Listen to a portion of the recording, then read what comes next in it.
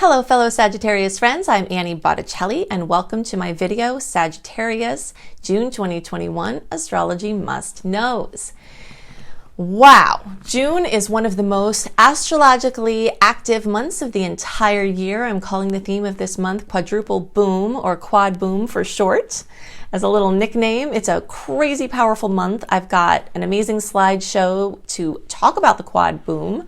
And I've got a bunch of stuff and plus 10 must-knows that go along with the Quad Boom. And then I've got a whole bunch of Sag-specific must-knows. This is going to be a wild month. This is a super game-changing time for Sagittarius because we're in eclipse season and the Gemini-Sagittarius eclipse cycle between May and June is activated, and we are in a life-changing, karma-blasting, highest destiny seeking, trajectory changing, crazy busy time. Okay, so wow, just be ready for that. Okay, and you will have seen this starting to heat up, pieces of information that will be relevant. We're already coming in April, and May and June are going to be wow. That's all I can say right now. Okay, so let's get into some of the specifics. So 2 admin notes first. This video is for you if your Sag is your sun sign, or if Sag is your moon sign, or if Sag is your rising sign. This information is for you, and I recommend you look up a free birth chart online and get that information so you can use astrology in deeper ways beyond just your sun sign. Sun sign astrology is great and everybody does it because it's super easy. Everybody pretty much knows their sun sign, but I'm always trying to coax you along, going a little bit deeper. So this is for you regardless of your Sag placement. Also, if you're a late Saggy placement like me, so let's say if your birthday is from around December 11th, 12th-ish through the rest of the sign, I also suggest you watch my Capricorn video. Sag and Capricorn for you late degree placements, because your read is more complex and you need additional information for your relevance. Okay, so let's talk about these must-knows. The first must-know is that we have continued movement through Gemini. This is crazy town for Saggies because it's so busy and it's a fellow mutable sign. Okay, Sag energy moves in a spiral, an upward spiral. Gemini energy moves in this upward spiral. And so we have the chance to be uplifted and dreams accomplished like we couldn't even imagine, or that we did imagine, but they're actually happening. So I'm super excited about this time for us. Yes, it's true that we'll have to say goodbye to certain things because we're saying hello to other things. But some, if not all of the things we say goodbye to might be things we were knowing were going to go anyway. We've been working on trying to get them to go, and they could actually be going. Now, there's always the chance there will be some unwelcome leavings, and that could happen. But in general, the chance for upliftment and support and feeling good and accomplishing your dreams is so strong at this time. It's very, very, very exciting, and a lot is changing. I was talking in a recent horoscope about the beetle. I think it was May. I don't remember if it was May or April that I was talking about that in, where sometimes we get certain animal totems that come in a big way. Now for this time, for Saggies, it's the snake.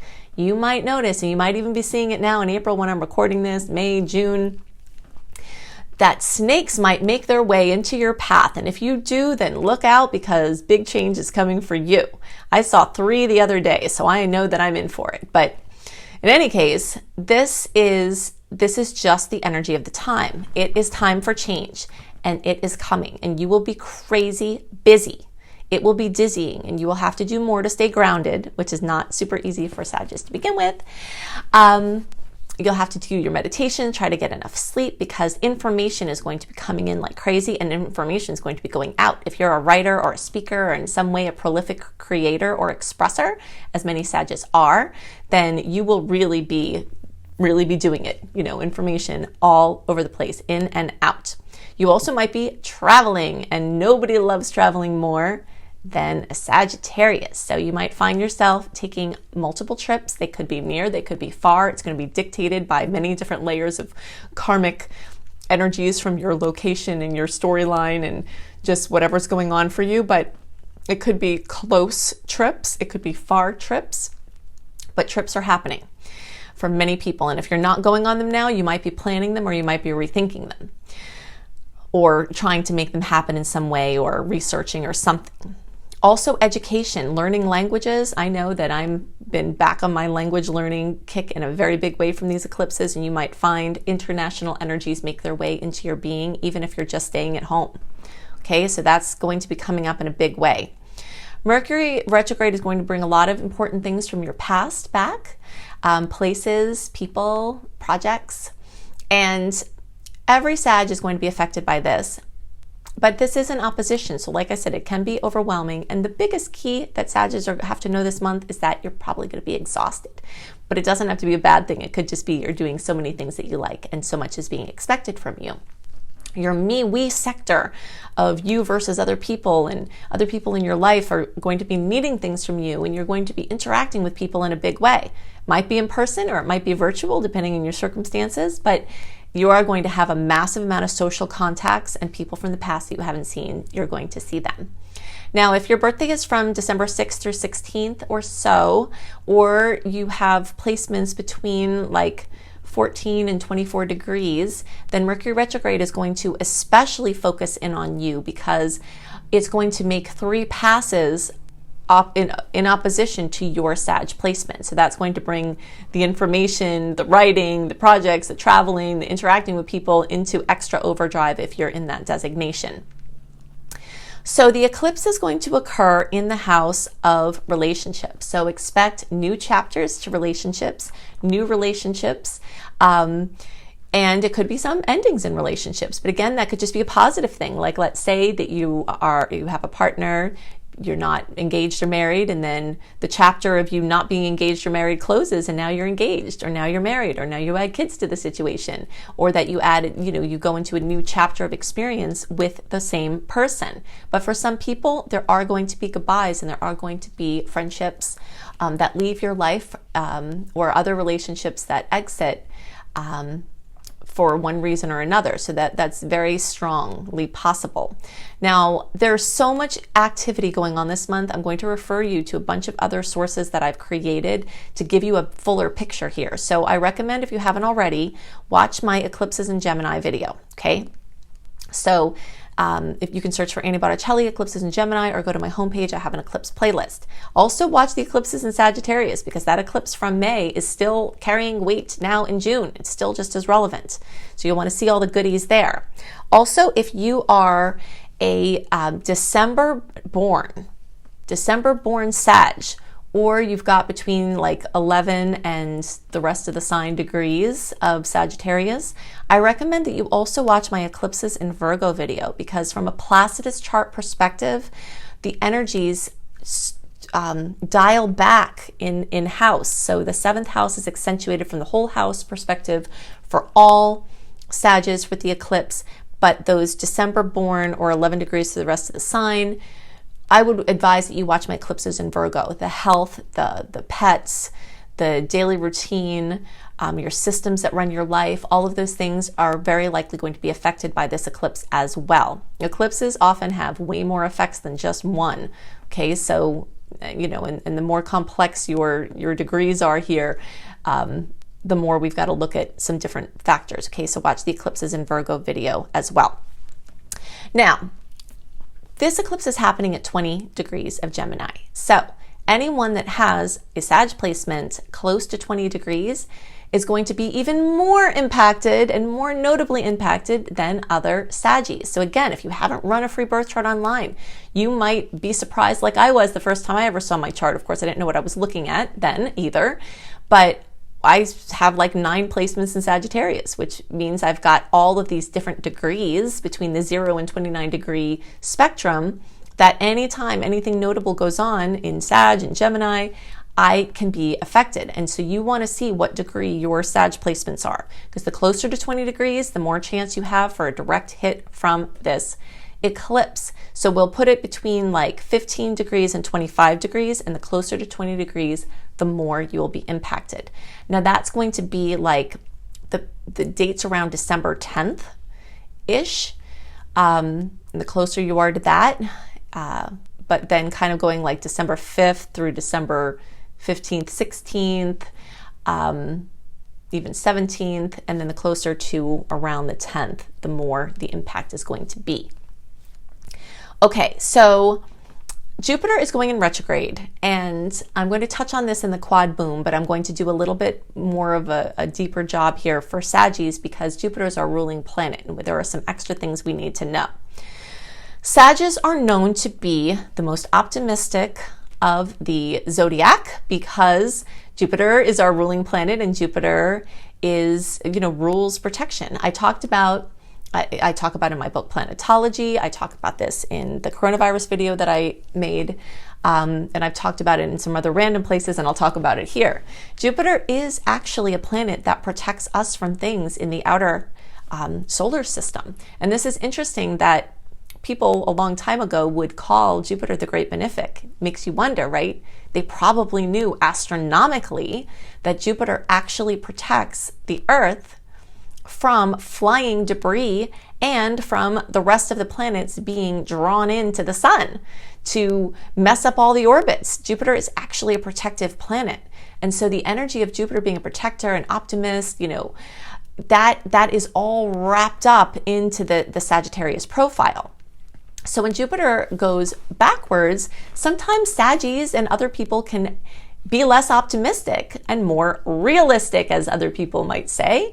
So a dose of realism is coming between, June and October when Jupiter's in retrograde, but that doesn't have to be a bad thing. Just know that if you're kind of feeling a little bit off or feeling more down or feeling like maybe all those cynics are right, maybe everything's terrible. If you're starting to feel that, then it might be just Jupiter talking, okay? One thing you can do to keep your energy up is to look up. This was taught to me by an amazing NLP coach friend that I have in Sedona, Paula. And she said, if you look up, your brain thinks you're happy. So I have a little note that is up on close to my ceiling that says, things are looking up, Annie. So if I ever find myself not feeling up, I look up. Try to not smile when you look up. It's kind of hard because your brain thinks that you're up. So you can actually use that technique to help remind yourself of the upside, but also let that realism just seep into your being and use it to be productive. You're going to be able to fine tune and streamline your efforts. You're going to rein in a lot of your excess things that you've been, putting out there and kind of condense down to the most important prioritized things. And that's going to be wonderful. It could put a damper. It can manifest in these two very specific ways. It can either put a damper on international plans or things you've been doing, with teaching or learning, or it could make you dive down deeper into those things. And it could make things you were working on, anything saggy, teaching, learning, traveling, could make them manifest in magical ways. So if you notice things seem to be going backwards in those areas, then don't worry. It just means you're working on the inner planes. And then once October comes, things can open up in a big way. So if anything seems like it was working out with writing or publishing or traveling or anything like that, and then it seems like it's not, it may still work out while Jupiter's in retrograde, or it may be a slimmed down version of what it was going to be. Or it may just be that you have to do some inner work or work closer to your being, and that it can then manifest later when Jupiter goes direct. Okay. So Jupiter retrograde for Sagittarius especially is a time when you might feel less ambitious, and that might feel like something's wrong, but it's just a time to embrace life and magical synchronicity without an agenda. Sagittarius always have so many projects and so many things that we're working on that this time, if you let it be and you don't feel like there's something wrong with you, sometimes when Sagittarius aren't working on big things or, doing big things, they feel depressed or sad because they're like, wait a minute, they're energized by those missions. But this is a time when you can embrace this magical synchronicity, just the magical flow of life. Stop saying yes to everything. Have more room in your schedule to show up for the things that pop in, and there will very likely be a lot of things that are like, hey, guess what? You could do this now. And then you can say, okay, yes, I can do that, especially because you don't have your ambitions dialed up high, and you're just relaxed and resting and possibly, traveling or just following the flow of whatever is showing up for you. But it is definitely a must know that there's not anything wrong. And the more you can know that it's just a time to shift gears and to embrace some different aspects of yourself, the ones that aren't going 10,000 miles a minute, and the ones that are just sort of listening more than doing and following that flow. That's going to bring you to a lot of magical experiences during this time and help you to navigate it in a way that you enjoy.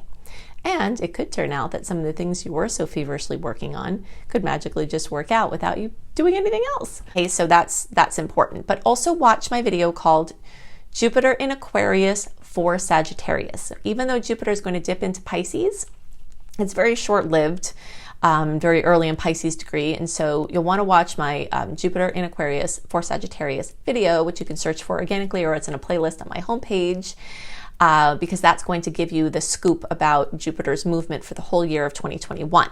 Now, if you want a write-up of the sweet and salty dates, all the aspects that are notable of the month, what you can expect from them, and the general energy of the month, written, delivered into your inbox 1 month early, you definitely want to go to anniehelpsyou.com, sign up for my free email newsletter, and get all the other goodies that go along with that. Okay, so now we're going to talk about the quad boom. What is this quad boom? What you need to know. I've got 10 more must-knows for you. And so let's go into those details now. Okay, so let's get deeper into the astrology of June 2021 by talking about 10 must-knows that are influenced from this quadruple boom. Mercury retrograde in Gemini, solar eclipse in Gemini, Saturn square Uranus, and Jupiter in retrograde. When Mercury is in retrograde, plans and other things that seem certain will be cast into uncertainty or tested. This is just something that we see every Mercury retrograde season. And this season basically started May 15th when we entered the shadow period of Mercury retrograde. The actual retrograde is May 29th through June 22nd. And the post-shadow period runs until July 7th. So during this time, the biggest must-know is to be flexible and go with the flow. This can be an amazing time for things to gel in wonderful ways, but when we try to force things or try to hold too tight to an old framework, it definitely causes complications and stress. You've got to double check and check plans. Miscommunications could abound, so you have to be more careful with your words and careful with everything that you do. There is going to be a drive to distractedness, so just keeping awareness can help offset many issues. It's easier to not try to plan things for this time, but if you have to, just know that those plans may be called into question or they might change. And the same goes for agreements. Anything that you agree to now is likely to change, so just try to keep that flexibility in those arrangements. Okay, so on the topic of the eclipse, we've got quite a few must-knows here. The dramatic eclipse news is going to continue. You likely have seen this starting in April and May, and we have it continued here in June. So these eclipses bring surprise trajectory shifts, powerful endings, and exciting new beginnings. So in the month of June, we'll be feeling the effects still of the eclipse from May and this June 10th eclipse at almost 20 degrees of Gemini. So a big must-know for this time is to go in with a willingness to let go of what's leaving and to be excited about what new energies will be coming in to fill that space. Okay, so another must-know is that the eclipses are connected to the North and South node placements, which are linked to our karma and dharma. So the must-know here is to know that your routine and the whole matrix and framework of your life patterns are likely going to radically change. You'll have major karma melting off, which will reveal new opportunities that couldn't have been imagined before. So that's something very exciting about eclipse time. You can see the fulfillment of life dreams, and the gifts and blocks that you were born into can be enhanced or broken through at this time. So you can step into gifts that you were born with, and you can burn off blocks that you were born with as well, as this call to your highest destiny gets very loud and the heaviness of karmic storylines can start to melt away.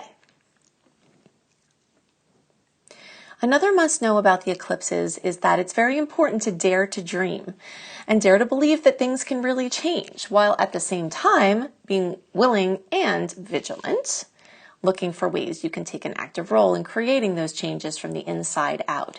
We are greeted by our unconscious belief systems very strongly at eclipse times. So fears and things that we've been holding on to may come up to our faces to get challenged. And the more we make the decision to break through, the more we can open up for our new experiences. Okay, so since eclipse season coincides with Mercury retrograde, now there are going to be key people and key situations and key projects from the past that are reemerging as very relevant.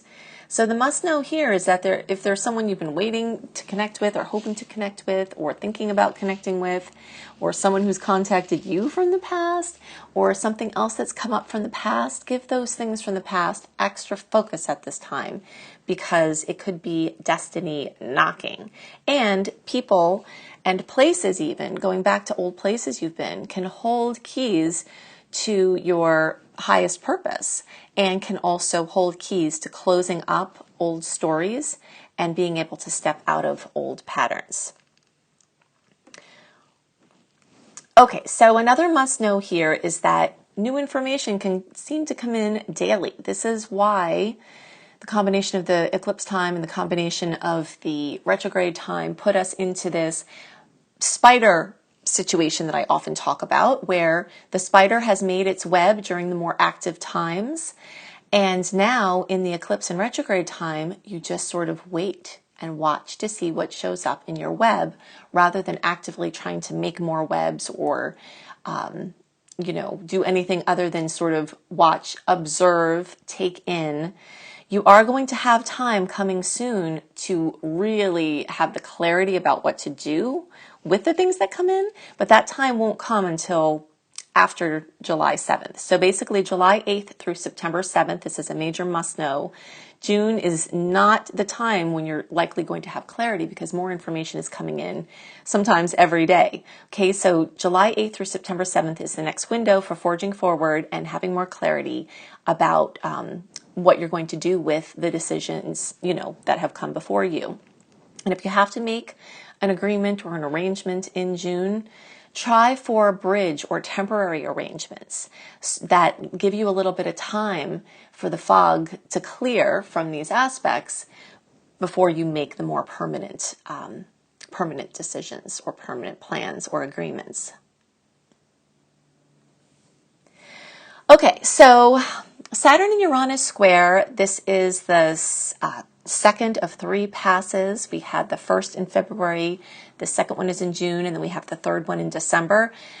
This is a very powerful transit that is affecting us on the major world global levels down to the individual levels, weather and earth changes and political changes and changes to our systems and our structures and every aspect of our lives, down from, the global down to the individual, is being affected by these outer aspects. So I've actually done a whole separate video on this, which you can search for if you just search for Saturn square Uranus video, YouTube, Annie Botticelli. It will come up and I'll go into lots more details there. But basically, this is a clash of the subjective definitions of freedom and accountability on the individual, community, world levels. So big must know here is to ask the questions about your life that will bring you more joy and personal freedom. Ask the question, what does freedom mean to you and how can you have more of it? And how can you be more accountable for your life and your circumstances? Big question here, are you willing to own your creations as coming from the inside rather than something just happening to you?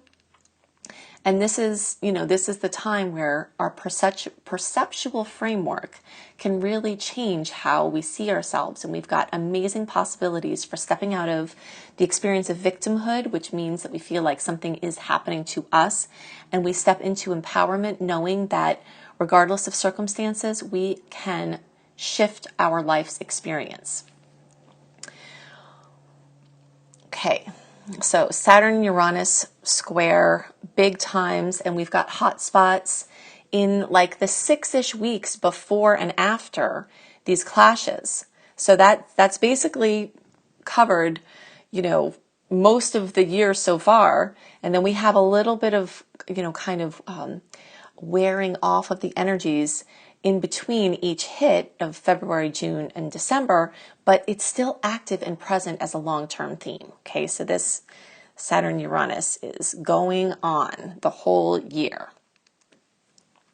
Okay, so then we've got Jupiter retrograde. Jupiter goes retrograde for about 4 months every year.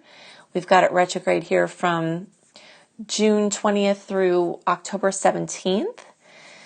This is a time when big plans, big ideals, big dreams, expansion moves more to the backdrop in many cases, where it's not as out there and it's more closer in, and certain things may seem like they're slowing down or they're wearing off, or, things that you've been trying to work on could start losing steam. But just know that they're not necessarily, they're just going into the backdrop to be worked on, and you can continue the forward movement. It just might not be as obvious in the outer planes, and that this is a time to fine-tune your organization and tend to the necessary details that are the core of your big dreams. So basically, if you've overextended yourself, this is a time when you pull back in and you see what things are absolutely necessary, get down to the bare bones, so that you can really put all of your power behind the things that are going to make your dreams a reality. And some people might actually see past efforts that were done flowing and manifesting with magical ease, where you're barely having to do anything and things are showing up.